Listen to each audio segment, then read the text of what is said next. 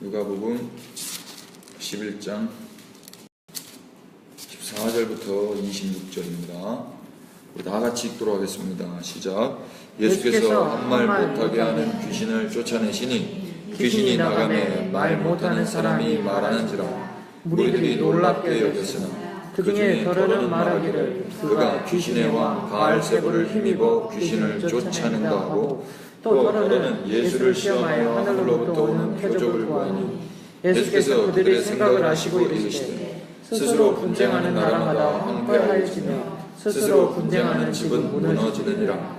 너희 말이 내가 바알세불을 힘입어 귀신을 쫓아낸다 하니 만일 사탄이 스스로 분쟁하면 그의 나라가 어떻게 서겠느냐. 내가 바알세불을 힘입어 귀신을 쫓아내면 너희 아들들은 누구를 힘입어 쫓아내느냐.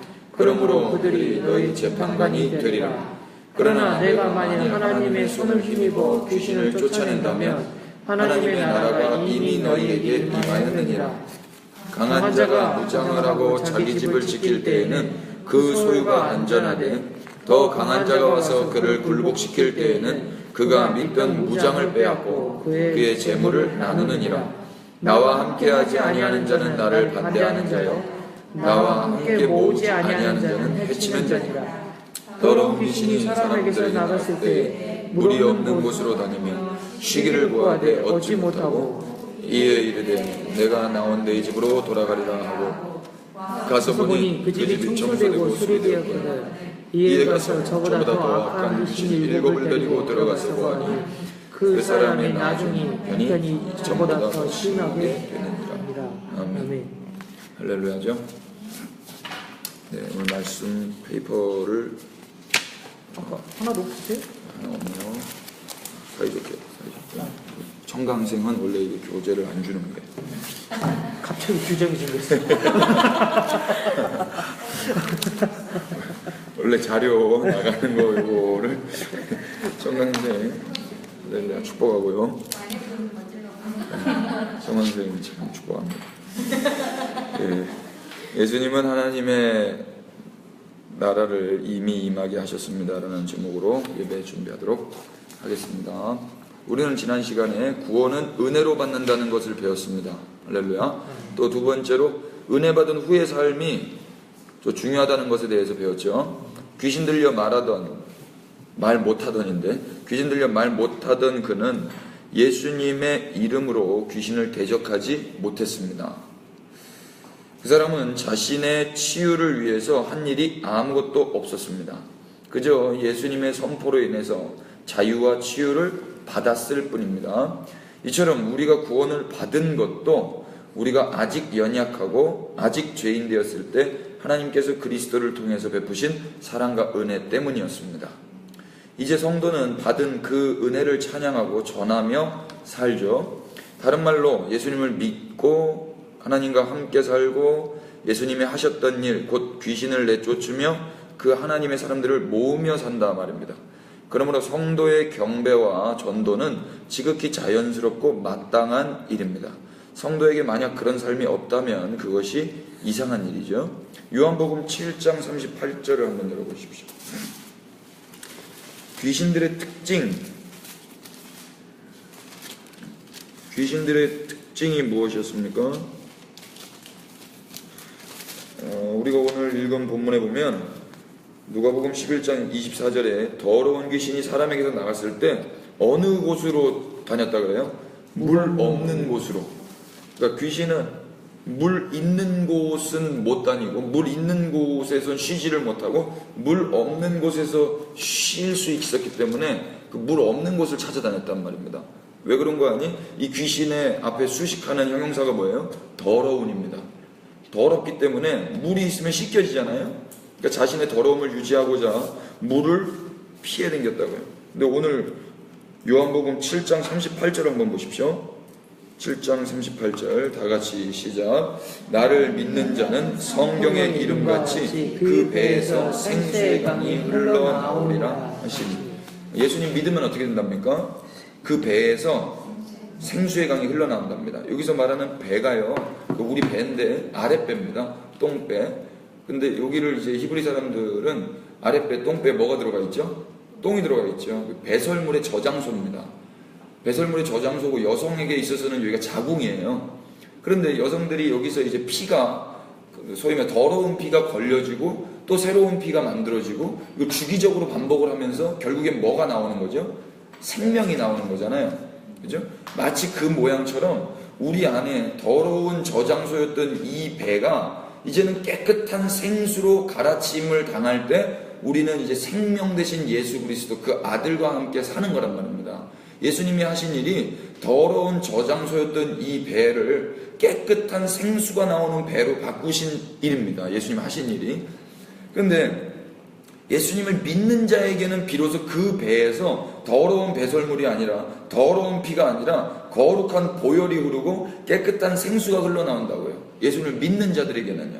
그런데 그 믿는 자들을 그 물을 뭐라고 이야기한 거 아니? 39절 보십시오. 다 같이 시작. 이는 그를 믿는 자들이 받을 성령을 가르쳐 말씀하신 것이라. 아멘. 그 생수의 강, 그 배에서 나오는 게 뭐라는 거예요? 성령이라는 거죠.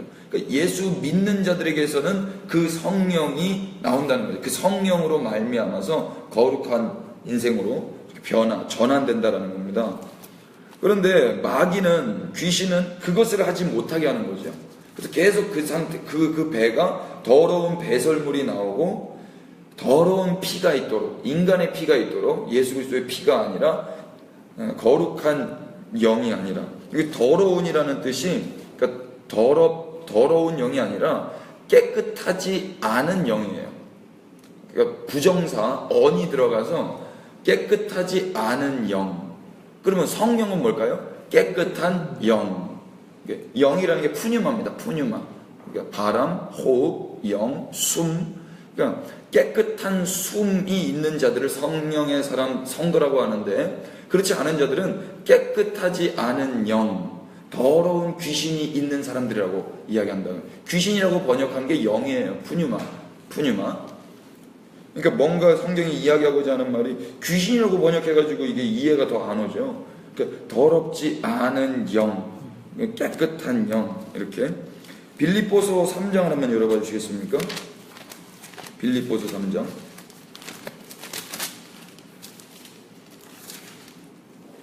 그러면 그들을, 그 더러운 영, 깨끗하지 않은 영, 더러운 귀신이 있는 사람들은 어떻게 살아요? 19절 보십시오. 3장 19절.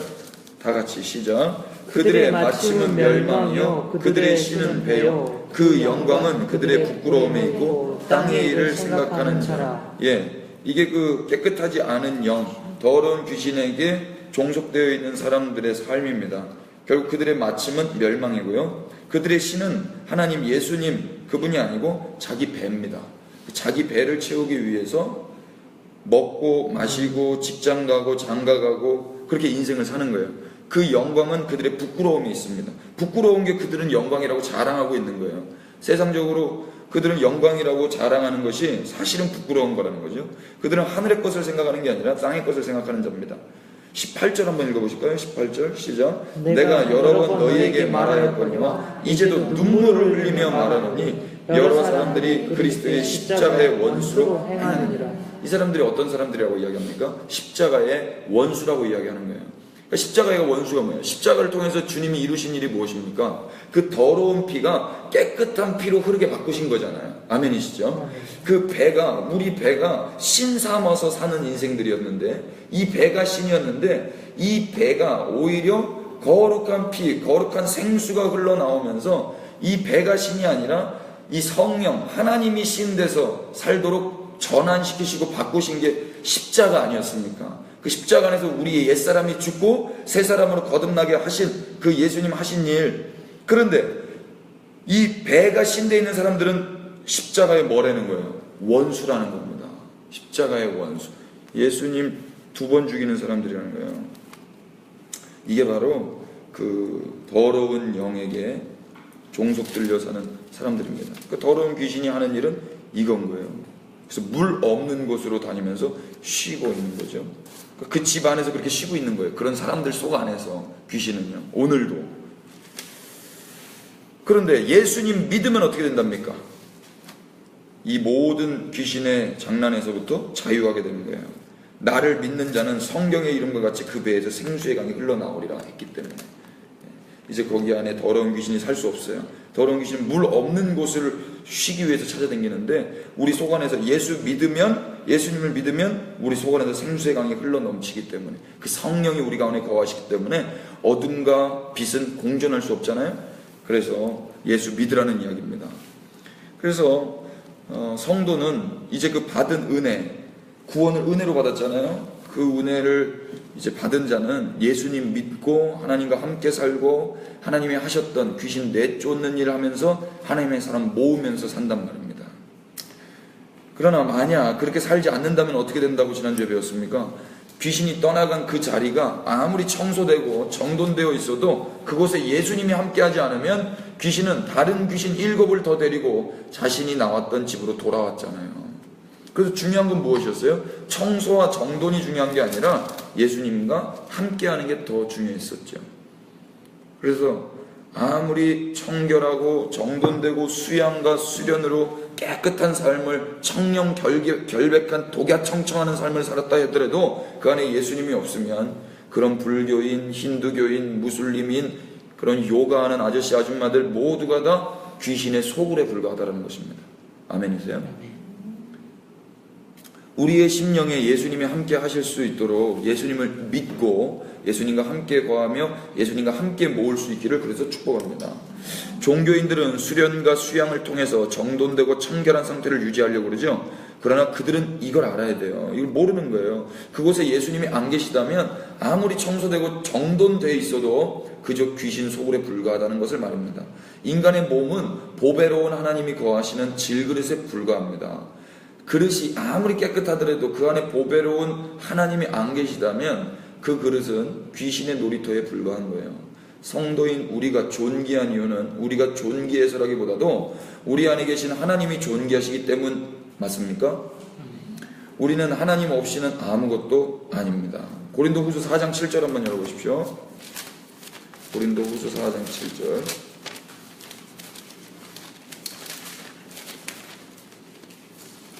다 같이 한번 읽겠습니다. 시작. 우리가 이 보배를 질그릇에 가졌으니 이는 심히 큰 능력은 하나님께 있고 우리에게 있지 아니함을 알게 하려 함이라. 사도 바울이 고린도 교회에게 말한 거거든요. 그러니까 이 보배를 어디에 가졌다 그래요? 질그릇. 이게 좀 언밸런스고 넌센스죠. 보배는 보배 합에 있어야 마땅한데 질그릇에 가졌답니다. 왜 그러냐면 이는 심히 큰 능력은 하나님께 있고 우리에게는 있지 아니함을 선포하고 알리기 위해서라는 거예요. 우리는 아무것도 아니고 그 능력은 오직 보배 대신 예수님께만 있다라는 것을. 그러면 그 보물이 드러나기 위해서는 질그릇이 어떻게 돼야 될까요? 질그릇이 깨져버리면 보배가 드러나겠죠. 그래서 우리의 자아가 박살나는 것이 죽는 게 아니라고 뒤에서 계속 이야기를 하는 거예요. 그러니까 교회요, 너희들이 무너지고 박살나고 질그릇이 깨지는 것에 대해서 두려워하지 말아라. 오히려 교회들이 깨지고 박살나고 넘어지고 엎어지고 조각이 나면 날수록 보배 대신 주님이 드러나게 될 것이다. 그래서 11절 보십시오. 우리 살아있는 자가 항상 예수를 위하여 죽음에 넘겨짐은 예수의 생명이 또한 우리 죽을 육체에 나타나게 하려 함이라. 결론적으로 그런즉 사망은 우리 안에서 역사하고 생명은 너희 안에서 역사하느니라.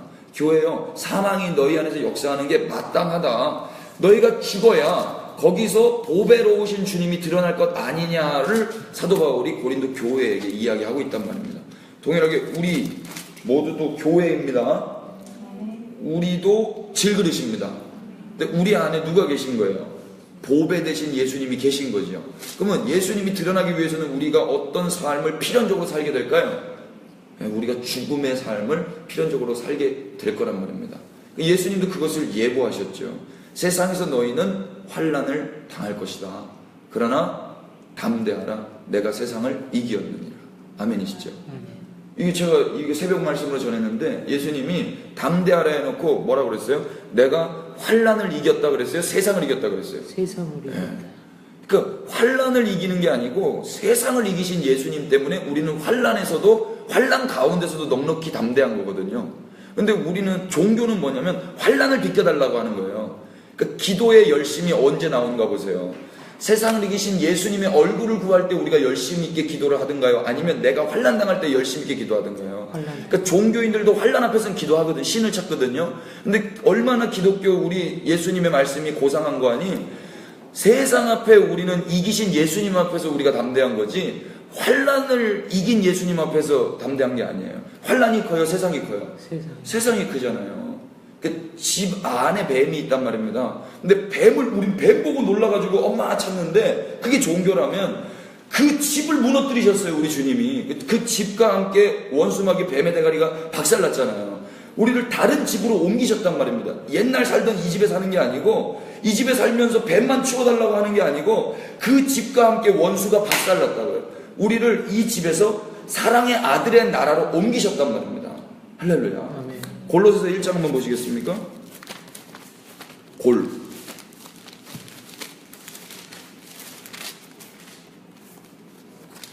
1장 12절 14절 다같이 우리로 시작. 우리로 하여금 빛 가운데서 성도의 기업의 부분을 얻기에 합당하게 하신 아버지께 감사하게 하시기를 원하노라. 그가 우리를 흑암의 권세에서 건져내사 그의 사랑의 아들의 나라로 옮기셨으니 그 아들 안에서 우리가 속량 곧 죄사함을 얻었도다. 아멘. 그 좀 12절이 좀 말을 꺾어놔가지고, 그러니까 뭐 하자는 이야기면 감사하자는 이야기예요. 그 뭘 감사하자는 거예요? 우리가 원래 흑암의 권세에 있었다. 흑암, 죽음 가운데, 어둠 가운데 있었는데 거기서 건져내셨다라는 거예요. 그래서 사랑의 아들의 나라로 옮겼다는 거예요. 우리의 위치와 신분이 완전 달라진 것입니다. 그래서 우리가 죄사함을 얻었다는 거예요. 그렇게 하신 분이 15절 이하에 보면 예수 그리스도라는 것입니다. 이게 사도 바울이 골로새 교회에게 이야기 편지한 거거든요. 정말 놀랄 노자죠. 사도 바울이 예수 믿는 자들 잡아 죽이려고 했던 유대인이었는데 그 예수님을 찬양하고 있잖아요. 예수님이 하신 일을 찬양하고 있잖아요. 이게 얼마나 놀라운 일입니까? 사도 바울이 이걸 경험했기 때문에 이건 부정할 수 없는 거예요. 그래서 글로 남기는 겁니다. 우리도 만약에 그것을 경험했다면 매일매일 글로 남겨야 될 줄 믿습니다. 아멘. 아멘. 예, 이번 한 주 구원받은 것에 대한 감격과 하나님께서 함께 해주심에 대한 감사가 있으셨기를 축복합니다. 아멘. 예, 정말입니다. 또한 구원하신 하나님과 함께 예수님을 믿고, 왜 믿어야 돼요? 믿으면 어떻게 돼요? 우리 몸에서 생수의 강이 흘러넘친다고 그랬죠. 예수님을 믿고 예수님과 함께 하나님의 사람을 모으는 일에 동역하셨기를 축복합니다. 아멘. 예, 만약 그렇지 않았다면 어떤 거예요? 자신의 몸을 집삼아 살고 있는 귀신이 우리 안에 없는지 한번 정밀 검사해 보세요. 성경이 진리라면 반드시 귀신은 들어갑니다. 오늘은 동일한 본문의 말씀을 통해서 첫 번째, 이 세상에는 세 종류의 사람이 있다는 것, 사실 네 종류인데요. 그리고 원수의 나라는 어떻게 무너지는가에 대해서 선포하겠습니다. 이를 통해서 본인의 위치를 확인하고 원수의 나라를 파괴하며 하나님의 나라를 세워가시는 한 주가 되시기를 축복합니다. 첫 번째, 다 같이 시작. 이 세상에는 네 종류의 사람이 있습니다. 예, 오늘 본문에는 누가복음 11장입니다. 세 종류의 사람이 등장해요. 그들을 통해서 우리가 사는 세상에도 동일하게 세 부류의 사람이 존재함을 이야기하고자 합니다. 첫 번째는 무리들입니다. 14절을 한번 읽겠습니다. 11장 14절 시작. 예수께서 한 말 못하게 하는 귀신을 쫓아내시니 귀신이 나가매 말 못하는 사람이 말하는지라 무리들이 놀랍게 여겼습니다. 예, 여기 나타나는 사람이 바로 무리들입니다. 오클로스인데요. 그들은 귀신이 나가고 말 못하던 자가 말하게 되자 놀랍게 여겼다 그래요. 대체로 많은 사람들이 놀라워했습니다. 무리라는 것은 대부분의 많은 사람들을 뜻하죠. 많은 사람들이 놀라워한 거예요. 이 말은 대부분의 많은 사람들은 말 못하게 하는 귀신이 들려서 말을 못하는 그 사람을 실제적으로는 돕지 못했다라는 이야기예요. 어떤 이는 능력이 없고 또 어떤 이는 관심이 없어서 귀신 들린 자를 돕지 못했을 겁니다. 오늘날에도 동일하게 대부분의 사람들의 그 무능력과 무관심은 귀신 들려 영적 장애를 가지고 고통 중에 살아가는 사람들에게 전혀 도움이 되지 못하고 있습니다. 그 무능력과 그 무관심, 그저 예수님이 하신 일에 놀라워만 할 뿐인 거죠. 그렇다면 우리는 어떤가 한번 돌아보자고요. 주변에 영적 장애로 고통 중에 있는 사람이 있는데도 아무런 도움도 주지 못하고 있지는 않습니까? 만약 우리 주변에서 그런 구원의 기적을 경험하게 하신다면 예수님은 그냥 놀라라고 허락하신 게 아니라 회개하라고 보여주신 줄 믿으시기 바랍니다. 성도는 놀라워하기 전에 먼저 성도 존재의 목적과 성도 사명 완수를 하지 못함으로 인해서 마음을 찢어야 할 것입니다. 근데 거기서 놀라고만 있으면 되겠습니까?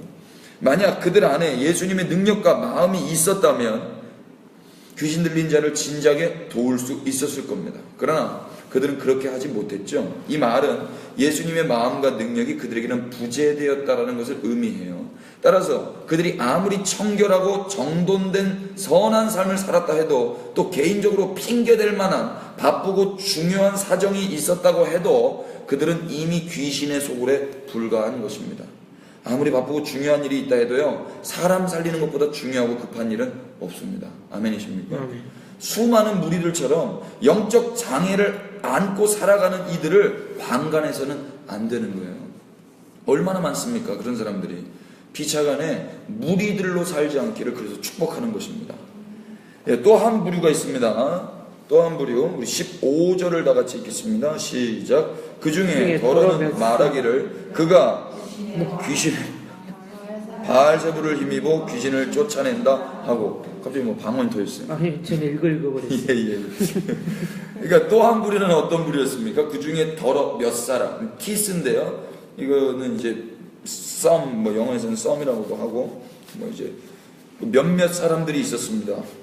그 사람들은 어떤 사람이었습니까? 그들은 귀신 들린 자에게 도움이 되지 않았을 뿐 아니라 예수님이 누구신지도 모르는 사람들이었어요. 그들은 예수님이 누군지 몰라도 너무나 몰랐죠. 왜냐하면 그들은 예수님의 능력이 하늘로부터, 하나님에게서부터 온 게 아니라 바알세불, 곧 사탄의 우두머리로부터 온다고 말했습니다. 바알세불은 사탄의 우두머리라는 뜻이에요.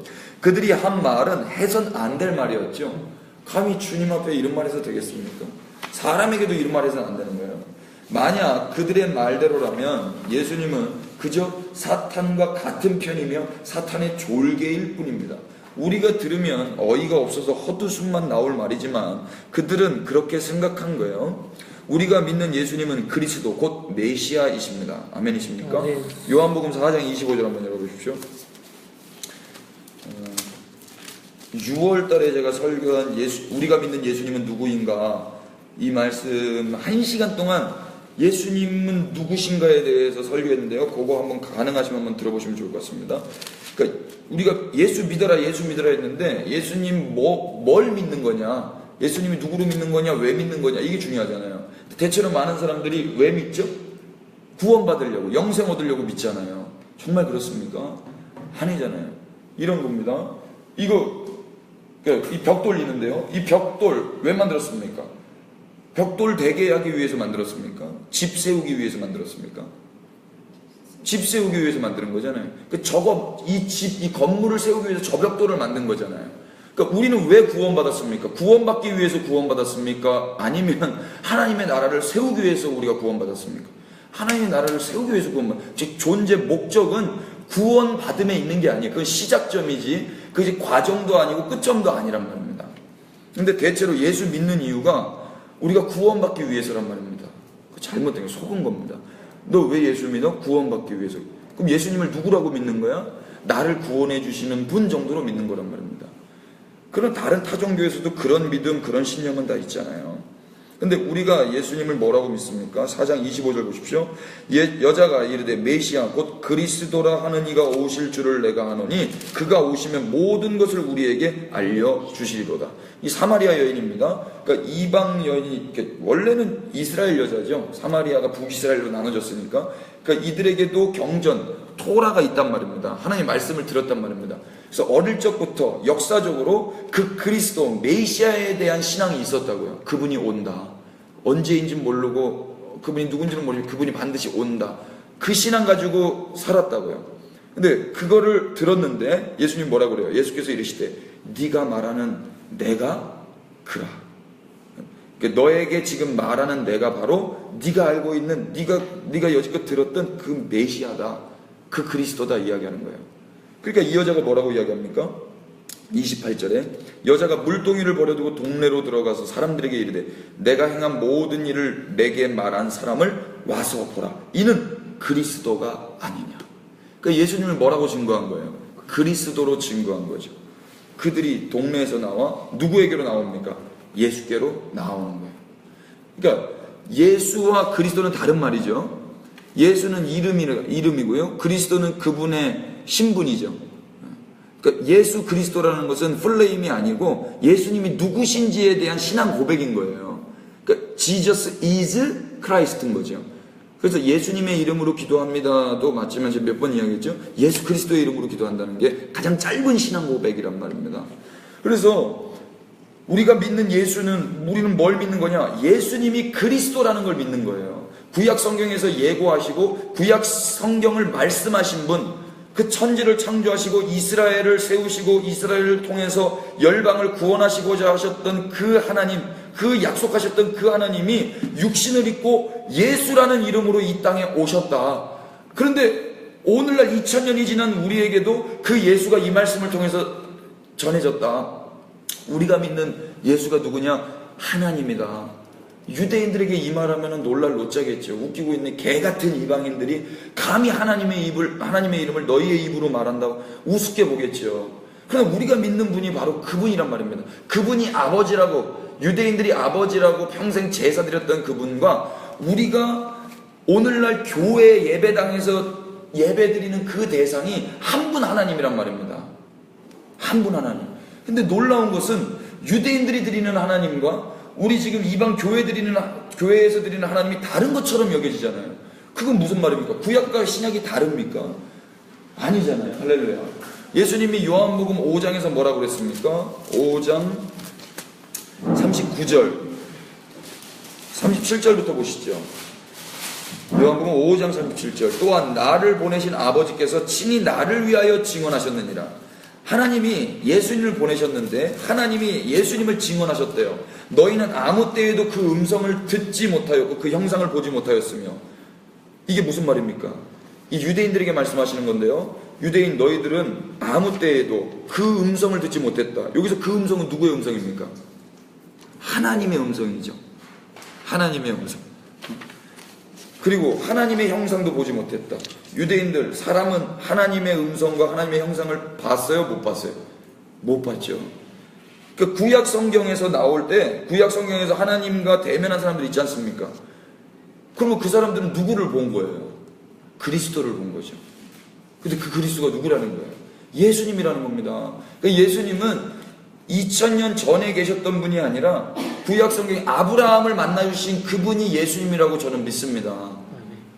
그럼 우리는 아멘이잖아요. 근데 유대인들이 이걸 아멘할 수 있겠냐고요. 근데 베드로, 유대인 중에 유대인 베드로가 뭐라고 이야기합니까? 베드로 전설 한번 열어보십시오. 1장 20절입니다. 그는 창세전부터 미리 알리신 바 되신 이나 이 말세에 너희를 위하여 나타내신 바 되었다 그러는 거예요. 그러니까 그 예수는, 그 어린 양 예수는 창세전부터 미리 알리셨지만 말세에 너희를 위해 나타나신 것 뿐이다 라고 말하는 거라고요.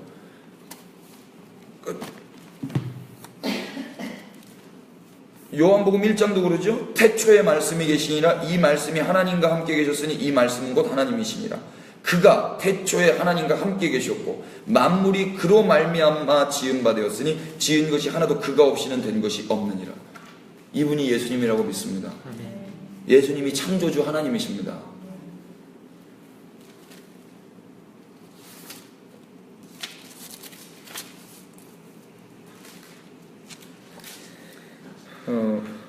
그러니까 이 예수님을 몰랐던 거죠. 그리고 그 예수님이 그 메시아 하나님이라는 것을 몰랐던 것입니다. 초대교회는 이것을 증거했던 거예요. 초대교회에 성령 받은 사람들 유대인일까요? 이방인일까요? 이방인. 다 유대인입니다. 3,000명이 돌아올 때 유대인이 다 3,000명 안에 이방인이 있을까요? 없을까요? 없습니다.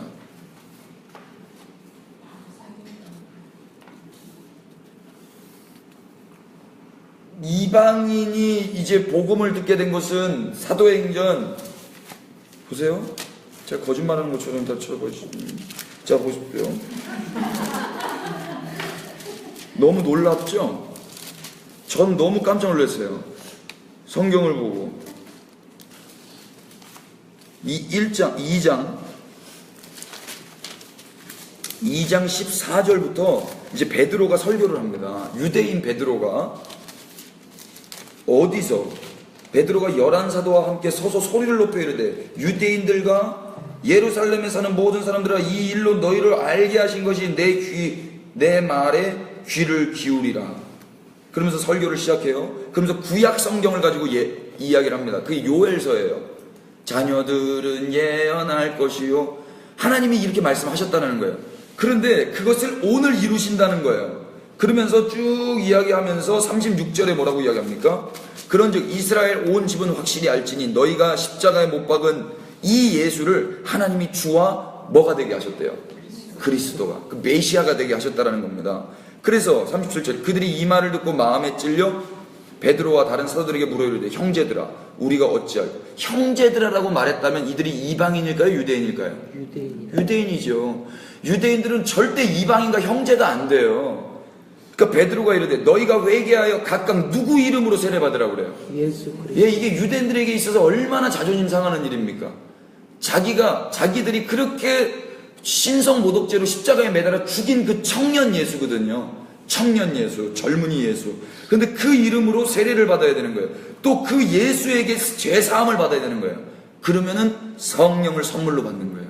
그러면 배에서 더 이상 썩은 피가 도는 게 아니고 배설물의 저장소가 되는 게 아니고 생수의 강이 흘러넘치게 되는 것입니다. 이 생수의 강이 흘러넘친다는 말도 이사야서 58장에 하나님이 약속하신 거예요. 너희가 물된 동산과 같겠고, 그 물된 동산 있죠? 그게 바로 이 말씀입니다. 이 이사야 58장의 말씀을 요한복음에서 예수님이 저기 하신 거예요. 성취하신 거예요. 그러면서 41절 보세요. 이 말을 받은 사람들은 세례를 받음에 이 날의 신도의 수가 3,000이나 더하더라. 3,000명 돌아온 거 다 유대인입니다. 그리고 이들이 계속 증거한 게 뭘까요? 4장 26절 보십시오. 세상의 군관들이 나서며 관리들이 함께 모여 주와 그의 그리스도를 대적하는도다. 이게 시편 2장 1절의 말씀이거든요. 이 말씀이 그대로 성취된다라는 것을 지금 또 설교하고 있는 것입니다. 그때 시편에 너네들 구약성경 읽었지 않냐? 주와 그리스도를 대적한다고 그랬잖아. 근데 지금 그 예수가 그 대적을 받았단다. 이렇게. 그러면서 이들이 증거했던 것은 단 한 가지였습니다. 5장 42절 보십시오. 그들이 날마다 성전에 있든지 집에 있든지 예수는 그리스도라고 가르치기와 전도하기를 그치지 아니하니라. 그 성전에는 누가 들어가요? 이방인 들어옵니까? 집에 있든지 성전에 있든지 유대인들에게 예수가 너희들이 그렇게 구약 성경에서 배웠던 메시아다를 가르친 거예요. 할렐루야. 또 보세요. 사도행전 여태까지는요 아직 바울이 사울 되기 전입니다. 아니, 사울이 바울 되기 전입니다. 그러니까 이때까지는 8장에 누가 죽죠? 7장에 누가 죽죠? 스테반이 죽죠. 스테반이 죽을 때 8장 1절이 어떻게 시작합니까? 사울은 그가 죽임당함을 마땅히 여기더라. 저놈 죽어야 마땅한 거야. 자기의 신념에 확고했었다고요. 그런데 그랬던 사도 바울이 바뀌게 되는 거예요. 9장 15절 보세요. 주께서 이르시되 가라, 이 사람은 내 이름을 이방인과 임금들과 이스라엘 자손들에게 전하기 위하여 택한 나의 그릇이라. 이게 누구의 사명입니까? 사도 바울의 사명인 거예요. 누구요? 제일 처음에 이방인, 그리고 이방의 왕들, 그리고 이스라엘 자손들. 그래서 로마서를 쓰는 것입니다. 이방인 중에 이방인, 그 임금 나라였던 그 로마인들에게 그 복음을 전하는 거예요. 그리고 동일하게 그 로마서 안에 보면은 이스라엘에 대한 이야기도 나와 있죠. 그리고 그 바울이 뭐를 전하는가 보세요. 그렇게 스데반 죽음을 당연시 여겼던 사울이 22절 보십시오. 9장 22절. 사울은 힘을 더 얻어 예수를 그리스도라 증언하여 다메섹에 사는 유대인들을 당혹하게 하니라. 얼마나 당황스러웠을까요? 형 왜 그래 너? 같이 예수 죽이려고, 그리고 예수 믿는 자들 죽이는데 우두머리였던 사울이 예수가 메시아라고 증언하니까 그 다메섹에 있는 유대인들이 얼마나 당황스러웠겠습니까? 그래서 사울이 이제 표적이 되는 거예요. 23절. 여러 날이 지나면 유대인들이 사울 죽이기를 공모하니라. 계속. 마지막 하나만 더 볼까요?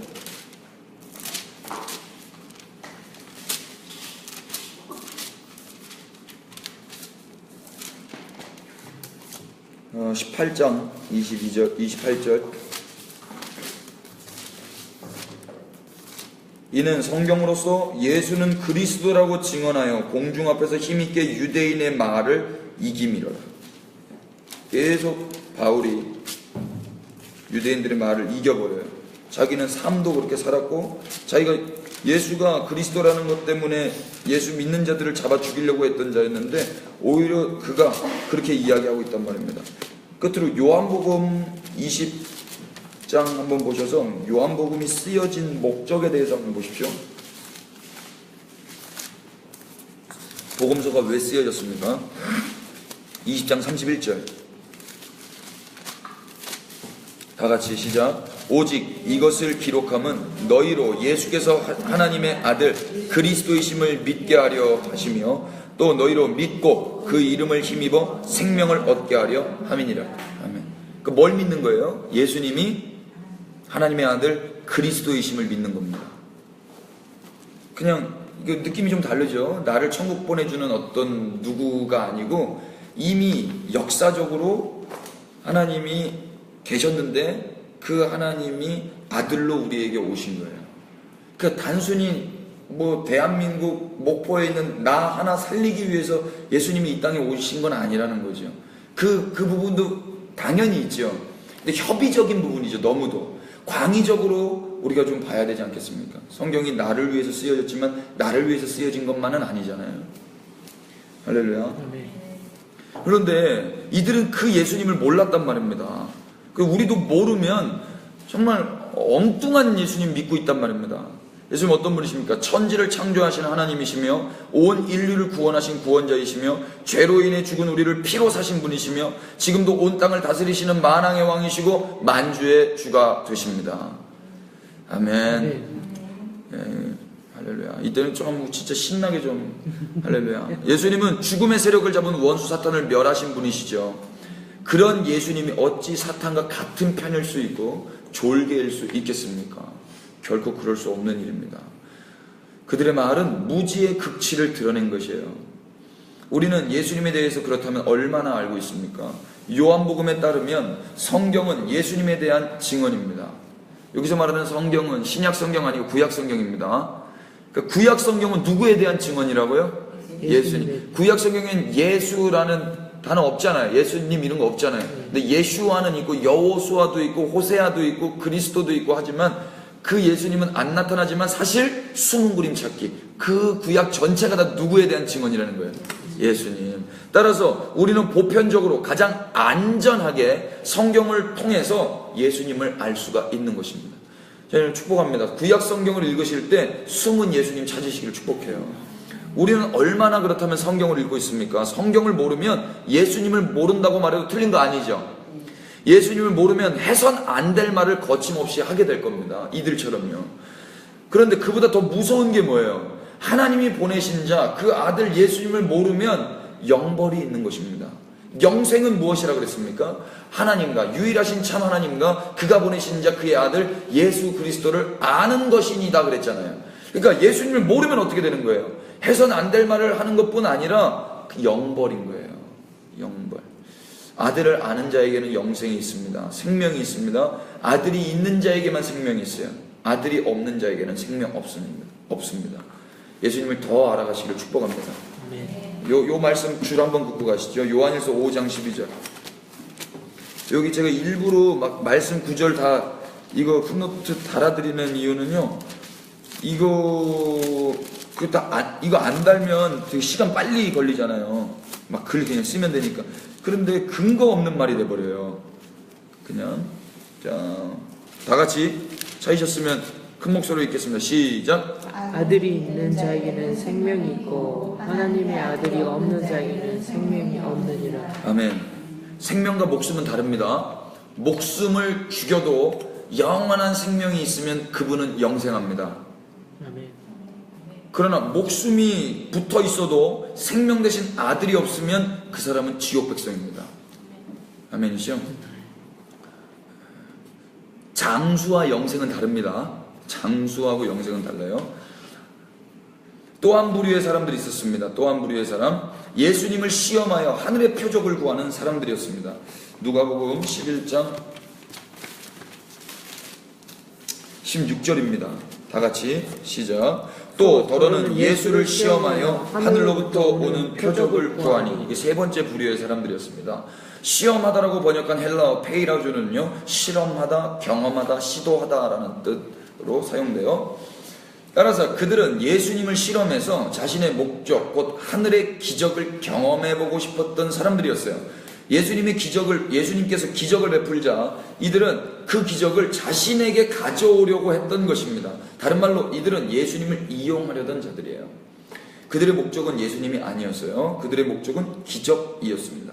그들이 구한 것은 예수님이 아니었습니다. 그들이 구한 것은 단지 기적이었습니다.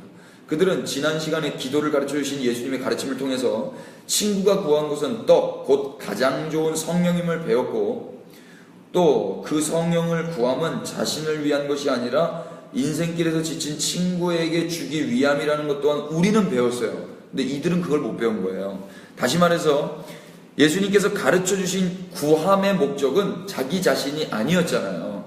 따라서 성도의 기도는 자신을 위해서가 아니라 하나님과 이웃을 위해서 하는 것이야 맞는데, 오늘 본문의 이 사람들은 자기 자신을 위해서 예수님을 이용해서 하늘의 기적을 구하고 있었단 말입니다. 그렇다면 우리에게 예수님은 어떤 분인가 한번 돌아보자고요. 예수님이 우리 인생의 최종 목적이 되지 않는다면 예수님은 그저 수단에 불과한 거죠. 나를 더 좋은 나로 만들어주는 수단인 것입니다. 예컨대 우리 인생의 최고의 목적이 소위 천국을 가는 것이라면 예수님은 천국을 가기 위한 계단, 수단에 불과한 것입니다. 다른 말로 내가 가고 싶은 그곳을 가기 위한 징검다리인 거예요. 천국의 계단이라는 말이죠. 예수님이 진짜 천국의 계단이긴 하지만 그럼 진짜 이상한 거 아닙니까? 예수님 밟고 천국 가면 되겠습니까? 예수님이 어떻게 되든 말든 예수님을 밟고 목적지인 천국만 가면 되는 것입니까? 한자로 이단은 달을 이자와 끝단자를 사용해요. 따라서 끝이 다른 것을 이단이라고 불러도 무관합니다. 끝이 다르면 이단이에요. 예수님께서 친히 알파와 오메가라고 하셨기 때문에 처음도 끝도 모두 예수님이어야 합니다. 처음은 예수님으로 시작해서 끝은 천국으로 끝날 수는 없다 말입니다. 그러니까 구원, 시작은 누구로부터 시작했습니까? 예수님으로부터 시작했죠. 그럼 끝도 예수님으로 끝나야 될 거 아닙니까? 근데 끝은 어떻게 되는 거예요? 천국인 거란 말이에요. 이걸 종교라고 그래요. 그런데 기독교는 무엇입니까? 처음도 예수님이요 나중도 예수님인 거란 말입니다. 귀차간에 처음과 끝이 다 예수님, 목적이 예수님만 되시기를 축복합니다. 이 세 부류 가운데는 우리가 다 아무도 없어야 되지 않겠습니까? 첫 번째 부류 어떤 사람들이었습니까? 무리들, 오클로스. 능력 없었어요. 무능력과 무관심의 사람들. 영적 장애를 갖고 살고 있었지만은 아무런 도움도 되지 못했던 사람들입니다. 두 번째 사람들 어떤 사람입니까? 그 중에 더러 몇 사람. 이 사람은 예수님을 몰랐던 사람들이죠. 모르니까 해선 안 될 말을 하고 모르니까 진짜로 무서운 영벌받을 사람들이라는 거예요. 예수님 모르면 영벌입니다. 또 마지막 한 부류는 어떤 사람들이었습니까? 예수님을 이용해서 하늘의 표적을 구했던 사람들. 근데 이거 쓰려다가 말았는데 이들이요 예수님과 멀리 있었습니까? 예수님 가까이 있었습니까? 가까이. 이게 하이라이트예요.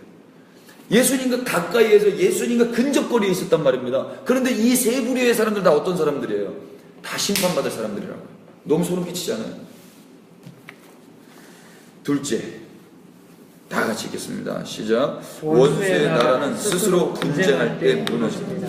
끝으로 마지막 한 부류, 여기 우리 모두 다 속해 있기를 축복합니다.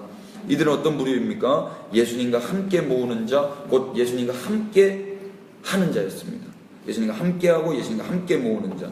예수님과 함께 모으는 자는 어떤 사람들이에요? 또 무엇을 모으는 자였습니까? 지난주에 이미 배웠지만 예수님의 말씀을 통해서 예수님과 함께 모으는 자들의 특징에 대해서 알아보도록 하겠습니다. 예수님은 스스로 분쟁하는 나라마다 황폐해지고 무너진다고 말씀하셨어요. 우리 17절 다 같이 읽겠습니다. 누가복음 11장 17절 시작. 예수께서 그들의 생각을 하시고 이르시되 스스로 분쟁하는 나라마다 황폐하여지며 스스로 분쟁하는 집은 무너지느니라. 아멘. 제가 영적전쟁할 때 하나님이 이 말씀을 통해서 가르쳐 주셨는데요. 예수님이 이렇게 말씀하신 거예요. 스스로 분쟁하는 나라마다 황폐해지고 무너진다. 그리고 스스로 분쟁하면 나라가 어떻게 된대요? 서지 못한다. 온전하게 되지 못한다는 거예요. 따라서 우리 성도들은 이렇게 기도할 수 있습니다. 하나님, 원수의 나라가 스스로 분쟁하게 하옵소서. 스스로 분쟁하게 하옵소서. 그러면 어떻게 되는 거예요? 스스로 지들끼리 싸우면 어떻게 되는 거예요? 무너지는 거죠. 온전히 지지 못하는 거죠. 만약 원수가 스스로 분쟁한다면 원수의 나라는 황폐해질 것이며 무너질 것이기 때문입니다. 이 기도 해주세요. 그러나 반면에 우리가 스스로 분쟁한다면 어떻겠습니까? 우리 나라는 황폐해질 것이고요, 반드시 바로 서지 못할 것입니다. 그죠? 동일하게 하나님의 사람들이 스스로 분쟁한다면 하나님의 나라는 어떻게 되겠습니까? 스스로 분쟁한 결과에 관심이 많은 원수 마귀라면 무엇보다도 우리들 스스로가 분쟁하도록, 그래서 원수 마귀는 조장하지 않겠습니까? 이게 마귀의 공격이란 말입니다. 니네들끼리 싸워. 그래서 이간질하고 시기하고 미워하고 뒤에서 다 구경하고 있으면서 우리들끼리 싸우게 한단 말이에요. 우리들끼리 무너지도록. 그래서 분열과 분쟁은요, 모조리 마귀 역사라고 해도 틀린 말이 아닌 것입니다. 예수님과 함께, 그러니까 여기서 정리하고 넘어갈게요. 분열과 분쟁의 조짐이 보일 때는요, 아무리 내 기분이 상해도 하나님 나라가 세워지기를 원한다면 거기서 중단해야 되는 것입니다. 맞죠? 그때 승리하는 거예요. 쟤랑 막 싸우고 막 갈라지고 싶은데 혈과육의 싸움이 아니라 하나님 나라를 세우는 게 목적이기 때문에 내 뜻이 관철돼서 얘를 이기는 게 목적이 아니라 하나님 나라가 세워지는 게 목적인 사람들은 싸워서 이기는 그 쾌감으로 살지 않고 하나님 나라가 세워진 그 행복감으로 살아가잖아요. 그러니까 그 싸움 앞에서 깨어서 분쟁을 막죠. 아멘이죠. 예수님과 함께 모으는 자는 그래서 스스로 분쟁하지 않을 것입니다. 오히려 그들은 기도를 통해 원수의 나라를 무너뜨리고 하나님의 나라를 세워갈 것입니다. 제가 만남 수행회 끝나고 전화를 다 돌려가지고 이렇게 피드백을 받는데 어떤 분들은 이제 질병, 몸의 질병이 나왔다는 분도 계시고 어떤 분 마음의 평안 있는 분들, 한 가정이 특별한 케이스가 있었어요. 그게 뭐냐면 트러블이 있는데 그 트러블 이후에 갈등이 금방 사그라든다는 얘기예요. 그 이런 제가 적으면서도 맞다. 그러니까 하나님의 나라는 병 낫고 귀신 내쫓는 것, 이런 표면적인 것도 반드시 하나님 나라의 특징이지만 이 갈등이 해결되는 것, 이런 분쟁과 분열이 종식되는 것도 하나님 나라의 특징이잖아요. 그러니까 그 가정에서 그런 일들이 있었단 말입니다. 할렐루야. 저도 만남 수행회 때 그 허리가 아팠는데 진짜 제 허리 이야기했나요? 제가 간증했나요? 안 했죠? 허리가 만남 수행회 전까지 진짜 그 병원 가기 전에 통증이 또 온 거예요. 그래서 사역을 이제 그만해야 되겠다. 그 말 제 이 속으로 했어요. 이제 못하겠다. 갑자기 두려운 거예요. 그 작년에 그 겨울이 막 생각이 나면서 소망 없는 제 몸, 제 하체가 생각이 나면서 이제 그만해야 되겠다. 그랬는데 그 만남 수행의 마지막 날 그냥 저 한 번도 넘어지고 이런 적 없거든요. 그런데 그냥 제가 졸려가지고 그냥 사람들 저렇게 다 누워있길래 저도 그냥 저는 뭐 그런 거 제가 저는 해주시지도 않았고 한 번도 해주시지도 않았고, 그래서 사람들 다 저렇게 누워있길래 제가 마지막에 서 있다가 너무 힘들고 졸려고 허리 아파가지고 누웠어요. 눕고 그냥 다 정리하고 갔는데 그다음부터 허리가 안 아픈 거예요. 사람들 뭐라고 말하든 저는 그냥 만남 수행일 때 하나님 만지셨다고 저는 선포합니다. 할렐루야. 아멘. 네, 아멘이시죠. 그 뒤로 허리가 안 아파. 할렐루야. 제가 오늘 끝나고 또 간증할 게 있는데 그건 녹화되니까 녹화 안 하고 그때 간증할게요. 오히려 그들은 기도를 통해서 원수의 나라를 무너뜨리고 하나님의 나라를 세워갈 거예요. 주변에 혹시 싸움이 일어나는 것을 경험하고 주변에 자기에게서부터 막 싸울 때 있잖아요. 그러면 이것을 꼭 기억하세요. 아, 이거지? 아, 또 이거구나. 원수가 또 이렇게 하는구나. 하나님의 나라는 언제 세워집니까? 예수님께서 하나님의 손을 힘입어 귀신을 쫓아내면 하나님의 나라가 이미 임했다고 말씀하셨습니다. 20절 한번 읽어보겠습니다. 그러나 시작. 그러나 내가 만일 하나님의 손을 힘입어 귀신을 쫓아낸다면 하나님의 나라가 이미 너희에게 임하였느니라. 아멘. 네. 그러니까 하나님의 손 능력입니다. 하나님의 손가락, 이 원어는 손가락이에요. 하나님의 손가락이 언제 나타났습니까? 구약성경 다니엘서에서 나타나죠. 메네메네 대계로 바르신. 그러니까 하나님의 손가락이 나타났다. 그 하나님의 손가락이 예수 그리스도가 오셔가지고 손가락으로 흙에다가 막 쓰시죠. 하나님의 손가락이 땅, 이 흙에다가 뭘 쓸 때 기적이 일어나는 거거든요. 이게 그 비밀이거든요. 예수님이 왜 그렇게 굳이 뭐 땅에다 쓸 필요 없잖아요. 그래서 죄가 사해졌다면 이런 말 안 해도 되잖아요. 손가락 안 쓰고도 말하실 수 있는 분인데. 그러니까 그 손가락, 하나님이 손이 없는 분이잖아요. 하나님은. 영이시기 때문에. 근데 그 하나님이 인간의 눈에 보이기 위해서 손을 보이시는 거예요. 그래서 우리가 그분의 손이란 말입니다. 그 손에 힘을 힘입어서 귀신을 내쫓아낸다면 이미 그곳에 뭐가 임하는 거예요? 하나님의 나라가 임하는 겁니다. 그 하나님의 나라가 이 땅에 우리 가정 곳곳에 임하기를 축복합니다. 예. 그래서 예수님과 함께 모으는 자들은 귀신을 내쫓는 일만 하더라도 시간이 부족할 거예요. 더 강하신 예수님의 이름으로 무장한 귀신들을 내쫓는 사람들. 이게 조금 표현이 귀신 단어 뭐 이렇게 나오고 하니까 되게 저급해 보일 수 있지만 아니요, 이게 기독교입니다. 레디컬한 그냥 생 기독교예요. 그들이 바로 예수님과 함께하는 자며 예수님과 함께 모으는 자입니다. 오늘날은 기독교, 고상한 기독교 이야기하면서 사회복지하고 뭐 이렇게 돕고 이야기하는데요, 그것만 다 해야 되죠. 그런데 이거 해야 돼요. 이거 하나님 살아계십니다. 우리 성도들은 예수님의 이름으로 성령의 능력으로 하나님의 나라를 세우는데 부름을 받았습니다. 오늘도 원수 마귀는 스스로 분장하도록 부추기겠지만 깨어있는 성도는 하나님의 손을 힘입어 그런 귀신을 내쫓으며 하나님의 나라를 세워갑니다. 이게 우리가 할 일입니다. 존재 목적입니다. 이번 한 주 원수들이 스스로 분쟁하도록 기도를 부탁드려요. 또한 마음껏 하나님의 손으로 귀신을 내쫓으시기를 권면합니다. 하나님의 살아계심을 풍성히 경험하시기를 축복해요. 원수 마귀가 저를 사랑할까요? 미워할까요? 미워요. 예, 저 미워하는 거 알고 있었는데요, 이번 주에 진짜 나를 미워하는구나 경험했잖아요. 제가 원래 꿈 안 꾸는데요, 꿈에요, 제가 밥 먹고 있는데, 이 식탁에 이렇게 밥 먹고 있는데 우리 옆집이 붙어 있어요. 그래서 뭐 가래 소리도 다 들려요. 농자 낑 여는 소리도 다 들려요.